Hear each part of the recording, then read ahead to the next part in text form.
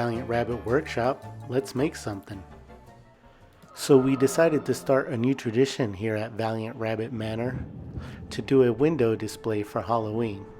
What we're looking at here is a scene from Frankenweenie after poor Sparky gets hit by a car at a baseball game. We're looking at this scene so you can see the inspiration for my window display. As the camera pulls out here, we'll be able to see the shot I chose. I really love the composition, and we'll see how we can simplify for the window. So the first thing I did was grab a screenshot and bring it into Photoshop. So I took some measurements, and this black outline you're seeing here is representative of the actual window frame. This helped me place the composition so that I could best fit it to show the main characters in a good open spot and not have it blocked by the frame of the window. This top part here is kind of the slanted part of the window where there's a mesh, so it's okay if there's only sky there. I know.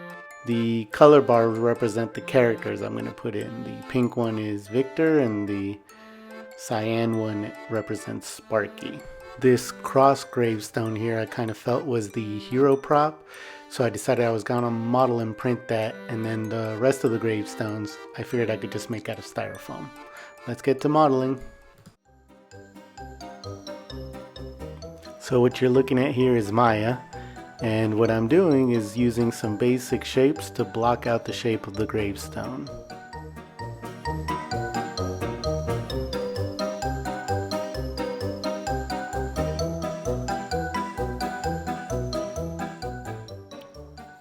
If you're interested in me doing more in-depth videos about how to do model blockouts, leave a comment down below. And if I get enough requests, I'll do some videos.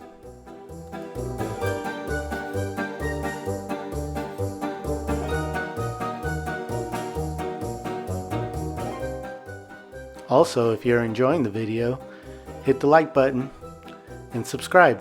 There's a bunch of more cool videos coming your way. Now what you're seeing here is me use the Create Type tool to make the name for the gravestone. I'll actually be using this to cut out the name out of the gravestone when I transfer this model into ZBrush.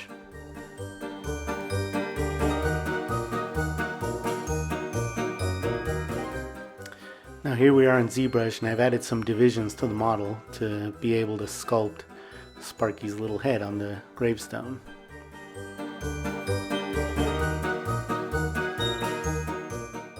Now what you're seeing here is me using alpha brush with the drag rectangle to put some cool pits into the gravestone to give it that really nice stone effect. Now let's slow down for a second and watch this in real time. You'll see I'm adjusting the name a little bit. Remember how I told you we made that name in Maya and we'd use it to cut it out of the gravestone? This is how you do it. First you turn on your live boolean. You move the name beneath the gravestone. Then you hit the subtract button and your live boolean is in effect. Now this is live in a preview, so you can move it around as you can see and it'll change. But it is just a preview. You have to hit create boolean mesh to actually have the tombstone with the name cut out. To the printer. If you were wondering, yes, we did get some new equipment in the workshop. For more on this, be sure to subscribe and for future videos.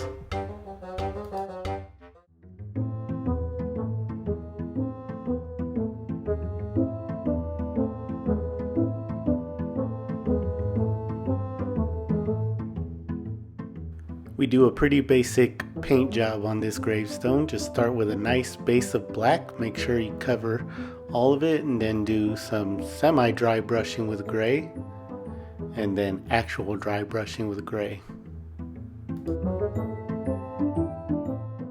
Let's hurry this along a bit.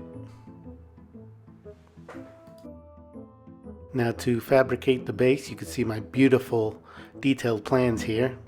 The plans! I decided to use packing styrofoam for the base because I had a ton of it and I needed to get rid of some.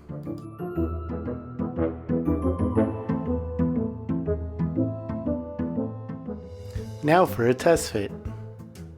I think he might be too big.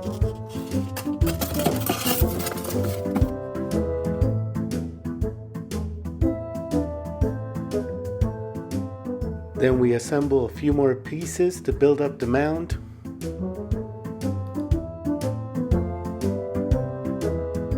And we're ready to carve. Then we make some cuts with our hot wire tools. If you'd like a set of your own hot wire tools, check out the link in the description. You have to be patient when working with these because you can't yank on them. But make sure you wear a mask, they let out some nasty fumes. Test fit number 2, and a quick check for scale. I used some sand to add texture to the styrofoam. I used some Mod Podge mixed with water and then just sprinkled it on. This added a nice texture, so when I painted over, it looked like dirt. A little more carving for some background hills. And then some quick sanding to smooth them out. Definitely do this outside because it gets real messy. Finally, we give them a little spray to cover it in black. Then with a little dry moss, a little hot glue, and a couple burnt fingers, we cover it up.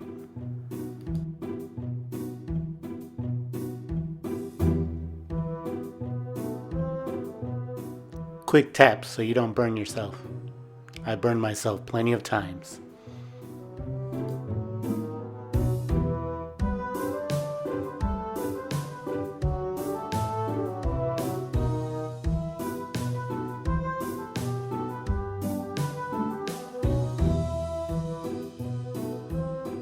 And we paint it black, mostly.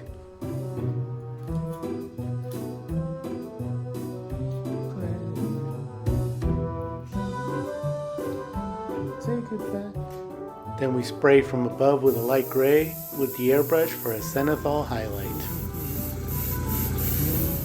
Now as I prepare to make the rest of the gravestones, I make a little holder for my hot wire tool. And then we quickly sketch out some gravestones that I had picked out from the screenshot from the beginning of the video. Boy, that feels like a long time ago now, doesn't it? Hey, if you're still here, subscribe and like, maybe share. Also, don't forget to wear your mask. This stuff can get nasty.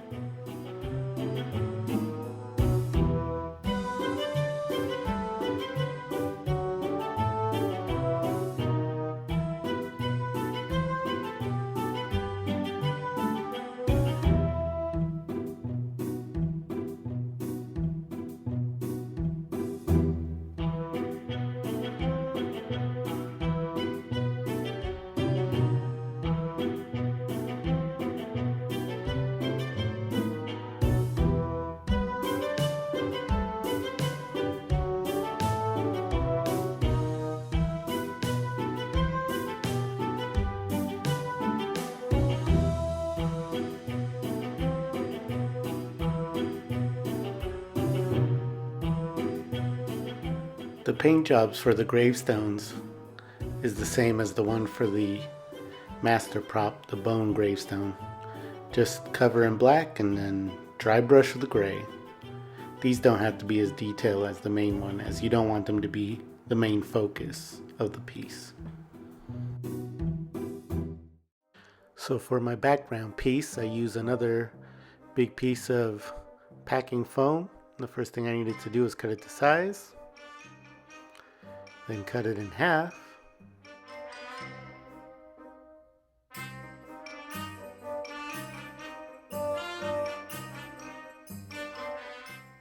Once I had it split in half, I needed to add the fabric to it to paint the background. For that, I just used some simple little needle thingies. Once I had that on, I could paint. I just did a very simple gray background, and then I added some clouds.